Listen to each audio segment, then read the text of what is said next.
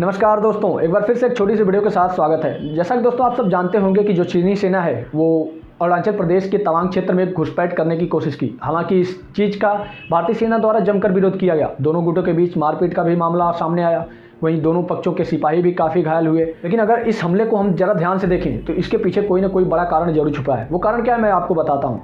जैसे अभी क्या हुआ था कि चीन के अंदर राजनीतिक मामलों में उथल पुथल हुई थी और उन्हीं राजनीतिक मामलों से जनता का ध्यान हटाने के लिए चीनी सैनिकों द्वारा भारतीय सीमा के अंदर घुसपैठ करने की कोशिश की गई ताकि वो इस उथल पुथल को आसानी से शांत कर सके। कुछ नया नहीं है, इसके पहले भी चीनी सेना कई बार घुसपैठ कर चुकी है और इसी घुसपैठ के चलते सैनिकों के बीच झड़प भी हुई है। झड़प होने के बाद कई सैनिक घायल भी होते हैं।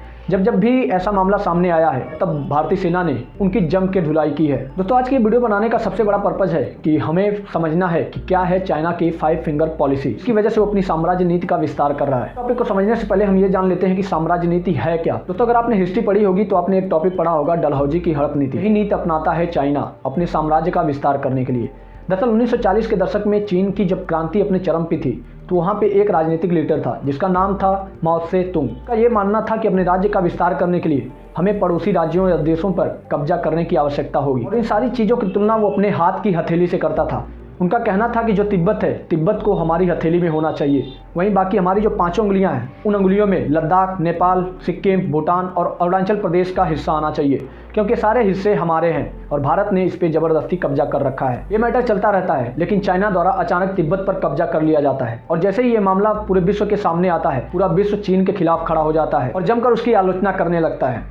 अब चाइना को समझ में आ जाता है कि मैंने अपना पहला कदम उठा दिया है, अगर मैं दूसरा कदम उठाता हूं तो मुझे इसका अंजाम भुगतना पड़ सकता है। इसलिए वो अपनी साम्राज्यवादी नीति को शांत रखता है लेकिन फिर भी वो नीचे अपनी राजनीतिक शक्तियों का इस्तेमाल करने की कोशिश करता रहता है। अब होता यूँ है कि 1954 में चीनी सैनिकों के अधिकारियों द्वारा ये दावा किया जाता है नेपाल, सिक्किम, भूटान और अरुणाचल प्रदेश को अपने कब्जे में ले लेंगे जो भारत ने अवैध रूप से कब्जा कर रखा है। जानता है कि भारत किसी भी राज्य या राष्ट्र पर कब्जा नहीं करता, वो अपनी सीमा से 1 इंच ना तो देता है और ना ही लेता है। लेकिन फिर भी चीनी सरकार अपने राजनीतिक दाव पेच खेलने वाली थी। दरअसल 1954 में ही एक बुक पब्लिश की जाती है जिसका नाम होता है the brief history of modern China. इस बुक नहीं होती है, इस बुक के पीछे भी एक राजनीतिक दाव पेच खेला गया होता है। दरअसल होता ये है कि इस बुक में एक मैप होता है जिसे इस प्रकार डिज़ाइन किया जाता है कि उस मैप में लद्दाख, नेपाल, सिक्किम, भूटान और अरुणाचल प्रदेश ये सारे क्षेत्र चीनी प्रांत के अंदर आ जाएं।